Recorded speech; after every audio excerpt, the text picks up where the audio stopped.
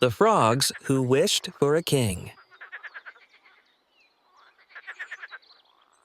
In a peaceful swamp, the frogs gathered under a large lily pad, croaking under the moonlight.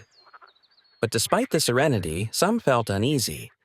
One frog spoke up, "We live in chaos. No rules, no order. We need a king, someone strong and wise." The frogs murmured in agreement. A younger frog, Froglet, jumped in. "Without a king, we're just hopping in circles. We need a leader." The frogs chanted, "A king, a king." Reluctantly, Old Croaky agreed to send a plea to the gods for a ruler. That night, the frogs croaked to the heavens, and soon a voice boomed from the sky. "If you truly wish for a king, so be it." A large log splashed into the swamp. The frogs gathered, puzzled. "A log? This is our king?" Froglet asked, disappointed. They prodded and poked the log, but it didn't move or speak. Froglet complained, "We need one who acts." The frogs croaked louder to the heavens, demanding a new ruler. Irritated by their complaints, the gods sent a stork as their new king. "I shall bring order," the stork declared. At first, the frogs admired their king, but soon their admiration turned to fear when the stork began snatching frogs from the water for its meals.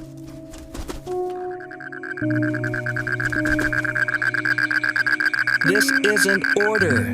This is a nightmare." Froglet screamed as the frogs scattered in terror. As their numbers dwindled, the frogs gathered secretly. "We have to do something.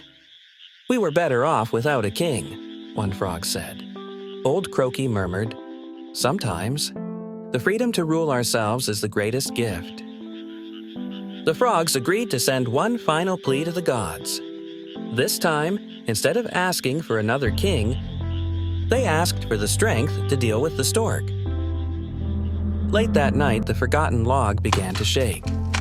Cracks appeared, and from within emerged a swarm of fireflies. Their light grew stronger as they circled the stork. A gentle voice called out from the fireflies, "You were never meant to be king here. Stork, this swamp belongs to those who cherish it."